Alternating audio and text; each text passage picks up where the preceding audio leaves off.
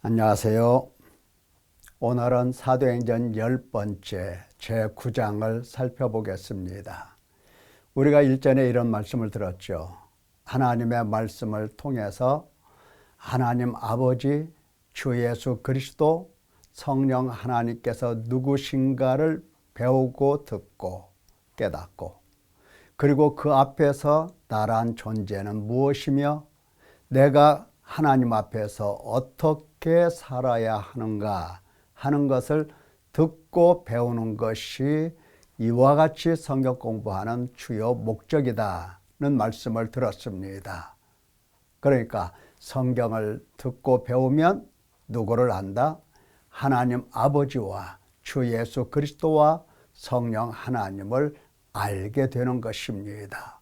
하나님은 이것을 위해서 우리에게 하나님의 말씀을 가르쳐 주시고 또 이처럼 눈을 열어서 보게 하십니다.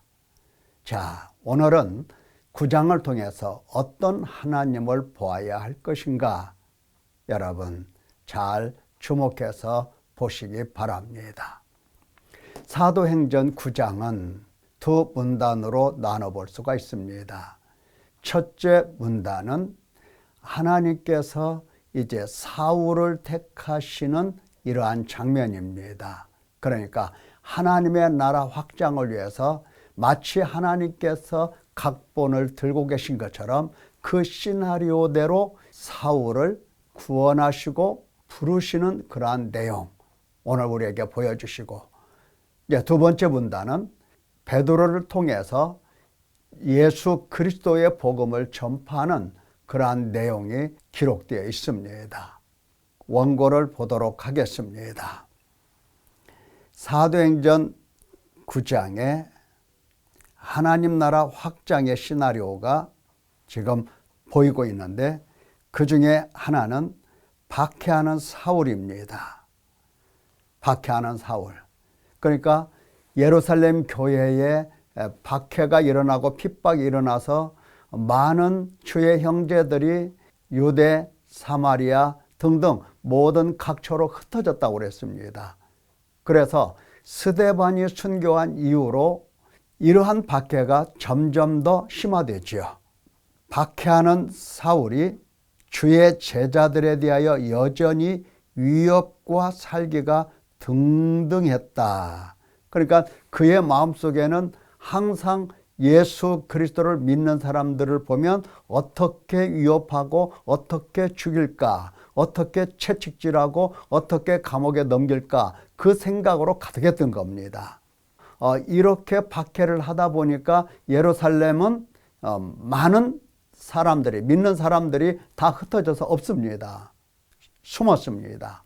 그래서 사울은 다메섹으로 가서 예수 그리스도의 도를 따르는 사람을 만나면 예루살렘으로 잡아오려고 했습니다. 대제사장의 권세를 받아가지고 다메섹에 가까이 왔을 때에 호련히 하늘로부터 빛이 내려옵니다. 강한 빛이죠. 사울이 땅에 엎드러집니다. 음성이 들립니다. 사울아, 사울아, 네가 어찌하여 나를 박해하느냐. 사울은 처음 듣는 음성입니다. 주여 누구시니까? 나는 네가 박해하는 예수다. 살기가 등등한 사울을 예수님께서 찾아오신 거죠. 예수님께서 그를 하늘에서 보시고 그냥 목숨을 끊어 놓으셔도 되는데, 그러나 하나님은, 예수님은 그를 찾아오셔서 그를 구원해 내십니다. 만나 주십니다. 나는 네가 박해하는 예수라. 이 사울을 예수님께서 어떻게 새 사람으로 만드시는지 여러분 보십시오. 아나니아를 예수님께서 부르십니다. 아나니아야. 예수님께서 이르시되 너 집가라 하는 거리로 가라.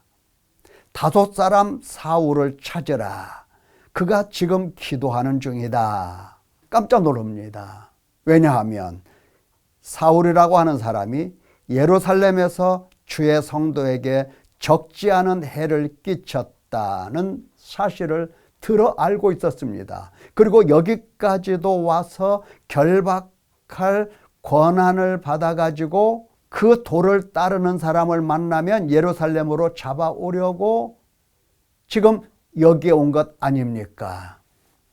그런데 예수님은 아나니아를 불러서 직가로 가라, 다섯 사람 사울을 찾으라, 그가 지금 기도하는 중이다, 이리 말씀하시니 얼마나 놀랐겠습니까? 주께서 다시 말씀합니다. 가라, 가라. 그는 내 이름을 이방인과 임금들과 이스라엘 자손들에게 전하기 위하여 택한 나의 그릇이다. 사울은 누구다? 내가 택한 나의 그릇이다. 내 종이다. 예수님께서 이렇게 말씀하십니다. 아나니아는 주의 말씀을 듣고 사울을 찾아가서 그에게 안수하고 예수님께서 나를 보내어 너로 다시 보게 하시고, 큰 빛을 보고 사울이 눈이 멀었거든요. 너로 다시 보게 하시고 성령으로 충만하게 하신다.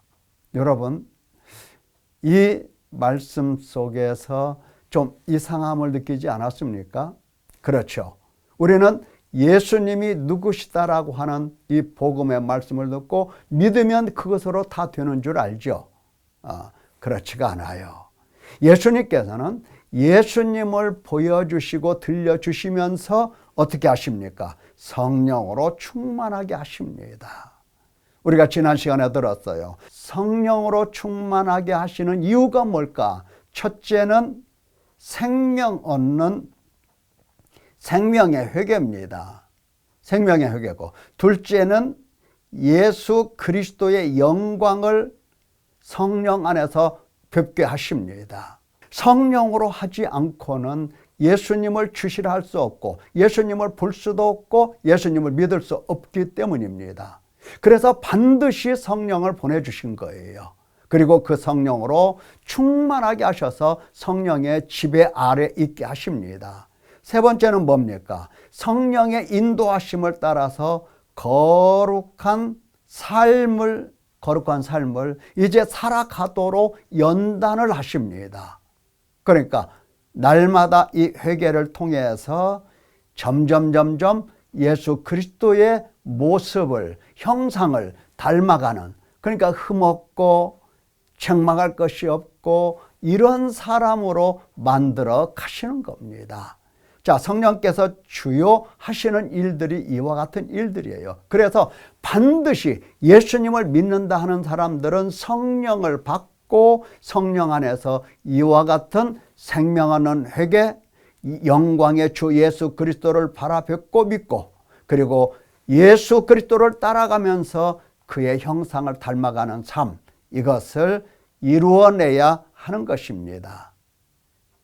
성령 하나님께서 오셨는데 오신 성령 하나님과 나 아무런 관계를 맺지 않는다?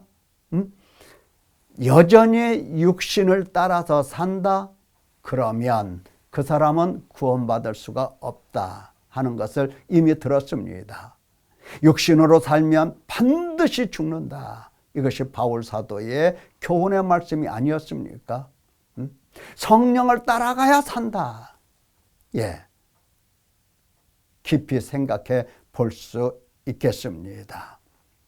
자, 성령의 충만함을 받고 사울이 바로 어떠한 사람이 되었느냐. 사울이 이제 제자들과 함께 머물면서 교제를 나눕니다. 바로 전에는 예수님을 믿는 사람들을 보면 바울이 어떻게 했습니까? 예, 잡았죠, 결박했죠, 채찍질했죠, 때로는 죽였죠. 그리고 감옥에 가뒀습니다. 그런데 이제는 제자들과 함께 교제를 나눕니다. 자, 그러면서 제자들로부터 많은 내용을 배웠을 겁니다. 듣고 배웠을 거예요. 사울이 즉시로 예수님을 전파하기 시작합니다. 예수가 하나님의 아들이시다. 예수께서 그리스도이시다. 이렇게 증언을 합니다. 그리고 예루살렘에 돌아와서도 다메섹에서 예루살렘에 돌아왔잖아요. 돌아와서도 주 예수 그리스도의 이름으로 담대히 말하고 예수께서 그리스도다, 이런 증언을 계속합니다.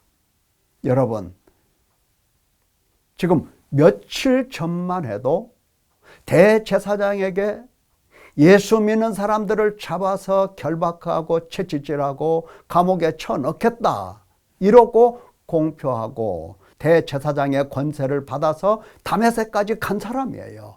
근데 다메섹에서 돌아오자마자 사람이 어떻게 됐습니까?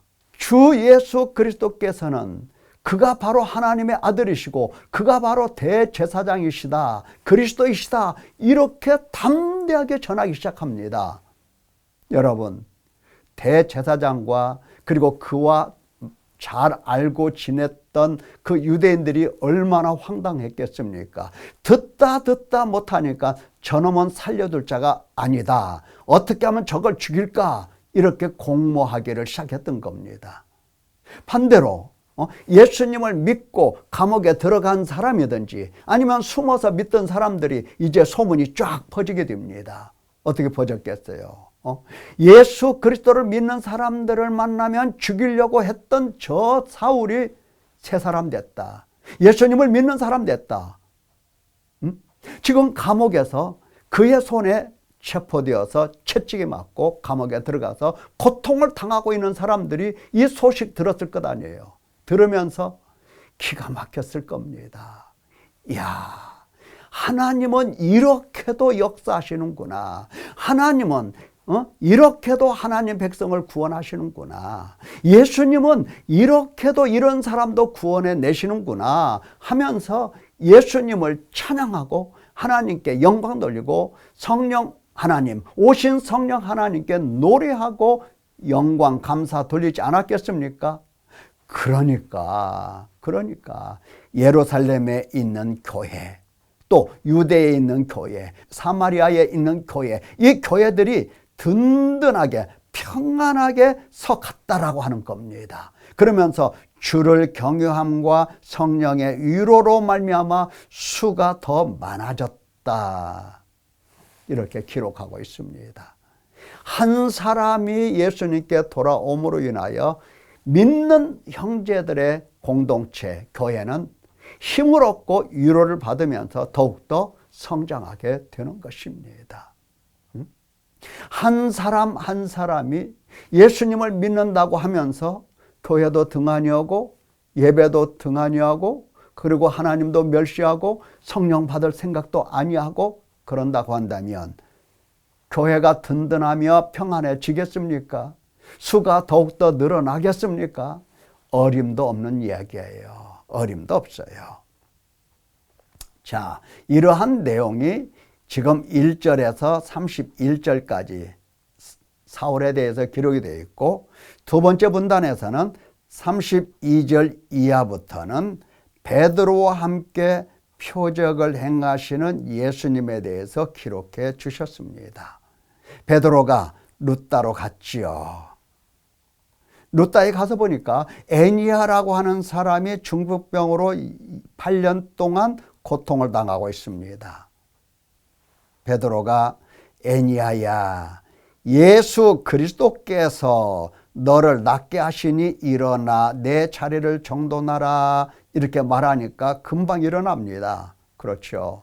예수님께서 표적을 행하시니까, 치료하시니까 금방 나을 수밖에 없죠. 그래서 일어나서 고침을 받습니다. 그랬더니 룻다와 사론에 사는 사람들이 다 그를 보고 주께로 돌아오니라. 예수님께서 지금 뭐 하고 계시죠? 표적을 통해서 하나님의 나라를 확장하고 계십니다. 자, 베드로가 이제 요바에 가서 다비다라고 하는 여제자의 죽음을 만나게 됩니다.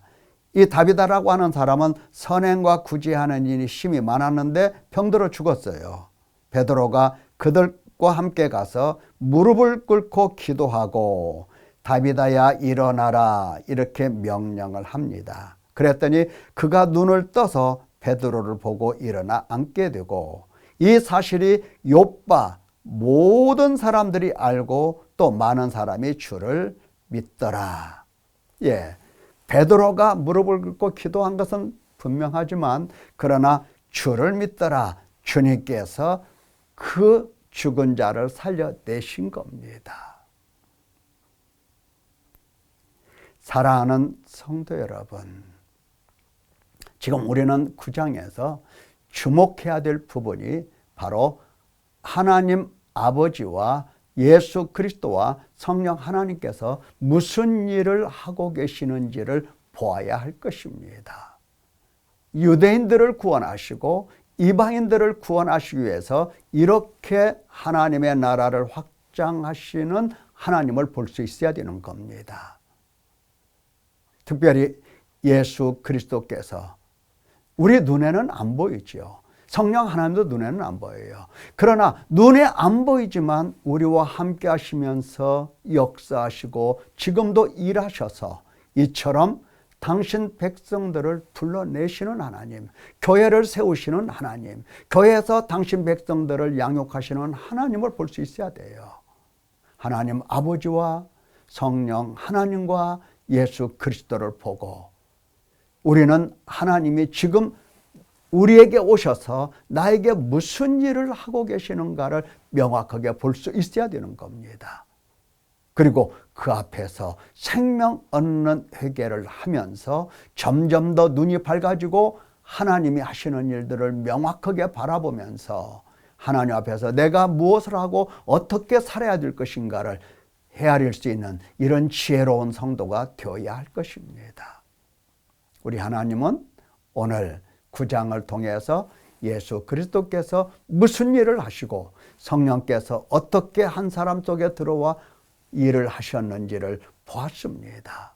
하나님 못 봤다고, 나는 하나님께서 나에게 보여주시지 않았다고 그런 말 하지 말고, 안 보이는 하나님, 왜 나에게는 하나님이 안 보일까?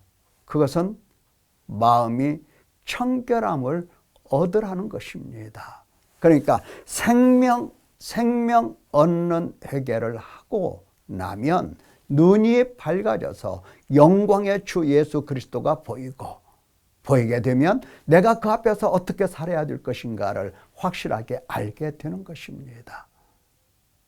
눈이 밝아지시고 하나님 뵙기를 예수님의 이름으로 축원합니다. 감사합니다.